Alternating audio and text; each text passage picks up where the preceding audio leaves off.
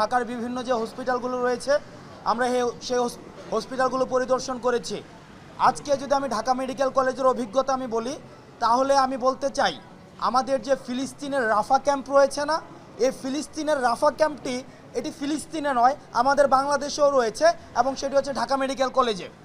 অর্থাৎ আমাদের স্বাস্থ্য ব্যবস্থা এতটাই ভঙ্গুর যে ফিলিস্তিনি রাফা ক্যাম্পের সাথে ঢাকা মেডিকেল কলেজের কোনো ধরনের বৈসাদৃশ্য নেই। অর্থাৎ বিগত সরকার আমাদের এই স্বাস্থ্য খাতকে জানাজা করে দাফন কাফনও সম্পন্ন করে দিয়েছেন। এই ভঙ্গুর যে স্বাস্থ্য খাতটি সেটিকে আবার পুনর্জীবিত করতে হলে আমাদের ইনক্লুসিভ বিভিন্ন ডিসিশন প্রয়োজন, ইনক্লুসিভ পলিসি অ্যাডপশন প্রয়োজন। সেই জায়গা থেকে আজকে আমাদের হেলথের যিনি এডিজি মহোদয় ছিলেন ওনার সাথে আমার কথা হয়েছে এবং উনি এবং ঢাকা মেডিকেলের পরিচালক ওনাদের সাথে আমাদের ফলপ্রসূ আলোচনা হয়েছে। ওনারা আমাদের আশ্বস্ত করেছেন